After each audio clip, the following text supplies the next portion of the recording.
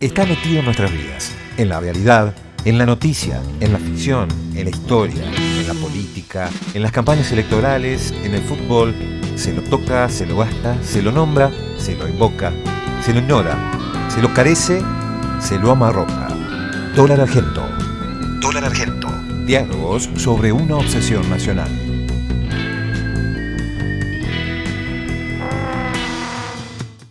Esteban Mañani es licenciado en Ciencias de la Comunicación de la Universidad de Buenos Aires, magíster en Media y Communication de la Universidad de Londres y docente en UBA y en la Universidad de Rafaela. Es periodista especializado en ciencia y tecnología, fue columnista en el noticiero de la TV Pública y condujo el programa 2020 de Canal Encuentro. Colabora con Página 12, Anfibia y otros medios. Es autor de varios libros de divulgación. El último de ellos fue Tensión en la Red, y publicó la novela Desde la Revolución y participa del colectivo Dominio Público, en el que presentó la obra Cyberpunks. Bueno, ha ganado numerosos concursos por sus cuentos, varios de ellos fueron publicados en distintas recopilaciones y ha publicado ahora fresquito un nuevo libro, La Jaula del Confort, Big Data, Negocios, Sociedad y Neurociencia. ¿Quién toma tus decisiones? Bienvenido, Esteban.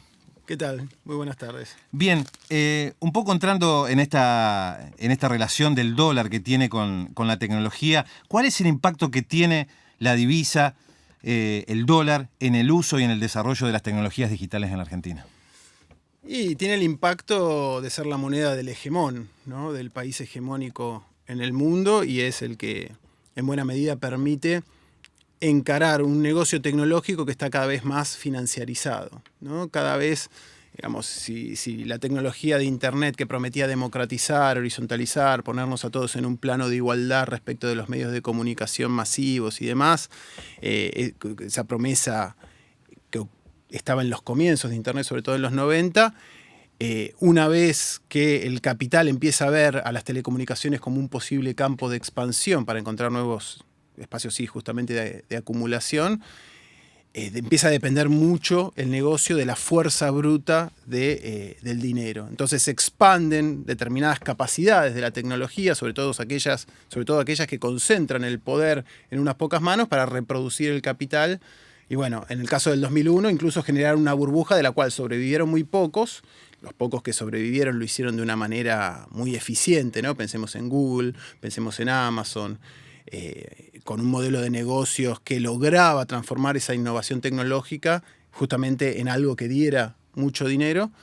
Y bueno, ahí nos encontramos en este momento con una vuelta, sobre todo desde la crisis inmobiliaria de 2008, por parte del poder financiero para encontrar en el campo tecnológico espacios donde continuar esa acumulación y superar las crisis de sobreacumulación que tiene el capital regularmente. Uh-huh.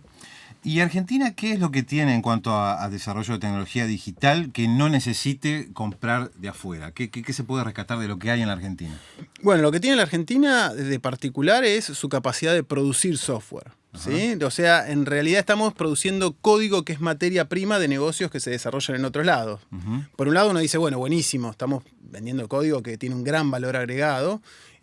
Hace un par de años por primera vez superó el software a la carne en cuanto a su capacidad de generar divisas en el país, lo cual es maravilloso. Uh-huh. Pero por otro lado gastamos mucho dinero en licencias y en servicios, ¿sí? Que yo, Netflix, el código de Netflix por ahí podría haber sido hecho por un argentino, uh-huh, y sin embargo después nos significa costos que se regularizan en un abono, uh-huh, con lo cual en el mediano y largo plazo no terminamos de aprovechar ese conocimiento que tenemos. Nos faltan, por un lado, la capacidad de transformar ese código en negocios sustentables, y por otro lado, obviamente, estar en un lugar más central en el mundo con un acceso a un capital financiero que permita hacer que tu servicio tenga una dimensión que le permita competir en el mercado mundial. Porque estos son sobre todo negocios que se dan a escala mundial. Aún si son de nicho, son de nicho, uh-huh, a escala mundial. Que Hulu es relativamente pequeña comparada con Netflix, pero tiene clientes a lo largo y ancho del mundo. Entonces, tenemos la materia prima intelectual. Lo que pasa es que el negocio tiende mucho a la concentración y partimos de un lugar muy, muy difícil como para alcanzar a los grandes jugadores. Bien, y eso es una vía entonces de de salida de visas de la Argentina, si uno tiene que estar comprando permanentemente licencias, pagando servicios. Sí, sí, yo digo que es una nueva forma de colonialismo digital. En una nota que publiqué hace un par de años, que mucha gente le pareció que era ilustrativa, comparaba a lo que ocurre con la fibra óptica en la actualidad con los ferrocarriles que pusieron los ingleses en el siglo XIX. O sea, los ingleses ponen las líneas férreas para llevarse la materia prima y después vendernos los productos terminados, y todas las vías férreas apuntan al puerto de Buenos Aires.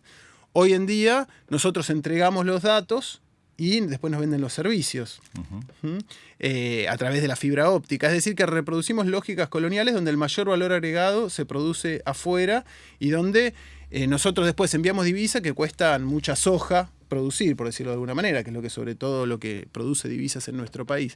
Entonces ahí hay una dificultad estructural bastante potente respecto del resto del mundo. Y en esta disputa que hoy hay cada vez más tensa y más profunda entre Estados Unidos y China, que no es solo comercial, sino que es tecnológica, se disputa mucho en el terreno, o prácticamente en el terreno tecnológico, con las licencias y demás. ¿Y cómo está para Argentina frente a esa disputa? ¿Puede Argentina aprovechar algo en ese nuevo escenario internacional? Y esa es una pregunta que me excede, porque me imagino que hay que saber posicionarse haciendo equilibrio entre esos dos monstruos sin que te traiga ninguno de los dos. No debe ser una apuesta simple, y lo que se está jugando ahí entre Estados Unidos y China, que tiene que ver en lo tecnológico, sobre todo con la inteligencia artificial, el 5G, todo lo que eso implica para la Internet de las cosas y demás, estamos muy lejos, muy, muy lejos. Y no sé, se pueden aprovechar algunas de las herramientas que existen de inteligencia artificial. La Fundación Sadowski en Argentina, que depende de la Secretaría de Ciencia, Tecnología e Innovación Productiva, está haciendo cosas en ese sentido para agregarle más valor al campo y demás, pero estamos lejísimos de esa gran disputa que parece aparte que China la está ganando y plantea un desafío serio a la capacidad de sostenerse de Estados Unidos como el poder hegemónico. ¿Y qué ha pasado con el proyecto ARSAT 3 en estos 4 años de gobierno de Cambiemos? Justamente en uno de tus libros, Tensión en la Red, vos te referís, si no me equivoco, a este proyecto, pero han pasado algunos años de aquel 2013, ¿no? Parece algo que ocurrió en otro siglo, en otra etapa. La verdad que es bastante inexplicable, porque la inversión gruesa de los primeros ARSAT ya estaba hecha. O sea, producir un satélite tiene un costo muy alto, probablemente más alto que el de comprarlo hecho. ¿Por qué? Porque tenés que desarrollar un know-how y demás. La diferencia entre comprarlo llave en mano y producirlo acá es que vos primero generás todo un know-how acerca de cómo producirlo y capacitas a miles de pymes que llegan a nivel espacial. Desde el tipo que hace un tornillo, tiene que ser un tornillo perfecto, porque una vez que está en el espacio ese tornillo no se puede reemplazar. Claro. Entonces se produce toda una cascada de saberes que empiezan a penetrar en el conjunto de la sociedad y van generando una malla que puede ser la base para el desarrollo. ¿Esto significa que después podemos desarrollar cualquier cosa? No, pero por lo menos podemos desarrollar y ser competitivos en satélites. El ARSAT 2 de alguna manera capitaliza en parte eso, y el ARSAT 3 ya era seguir avanzando en ese sentido con lo grueso ya hecho, ya invertido. Y sin embargo, este gobierno, que aparte habla de modernizar y habla de profundizar un camino, agregar valor y demás, trunca un proceso ya iniciado del cual incluso se podía llevar laureles. Ahí me parece que hay que buscar una explicación ideológica o casi psicológica que explique por qué se desperdicia. Algo que podrían haber explotado económica, científica, o sea, incluso podría haber tapado la boca a muchas críticas acerca de lo que se hizo en ciencia y tecnología.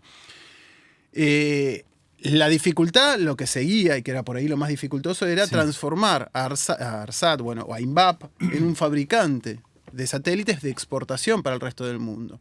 Sobre todo porque estás compitiendo con China, que China no solo tiene tecnología excelente, sino que además tiene el financiamiento para decirte, te vendo el satélite y me lo pagás a 20 años, o te lo financio con préstamos míos, tiene un montón de cosas para ofrecer, cosa que la Argentina no podría.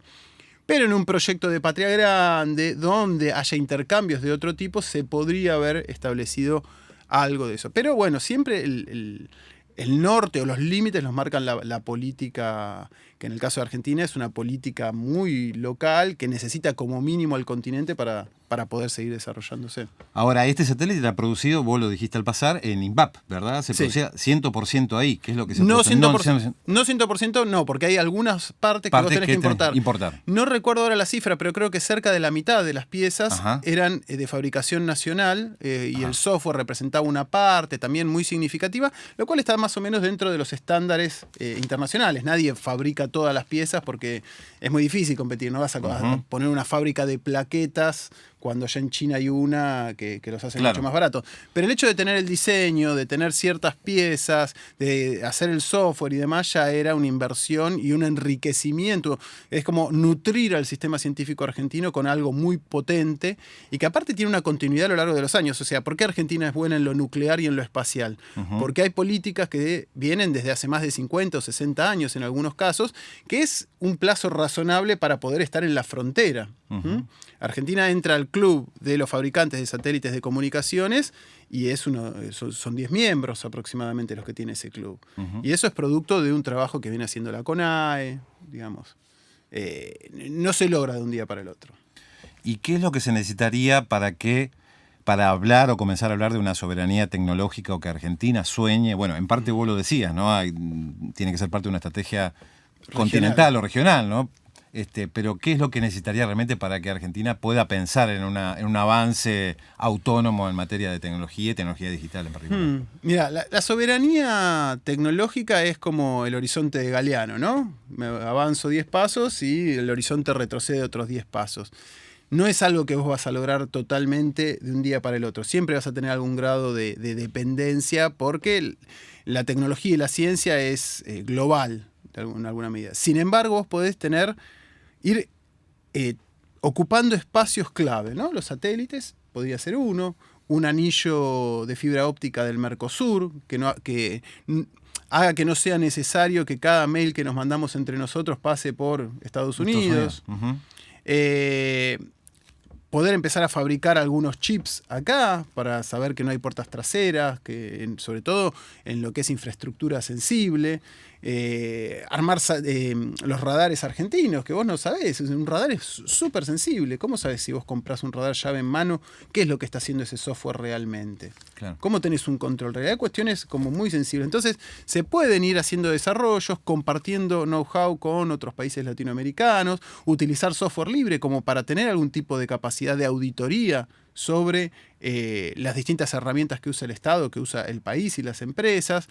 Porque si no, vos comprás llave en mano, pero lo que haces es atarte a un negocio, atarte a un solo proveedor, no saber qué es lo que está ocurriendo con ese software o con esas herramientas. Y a largo, mediano plazo, la experiencia indica que eso puede ser muy problemático. ¿Qué son las criptomonedas?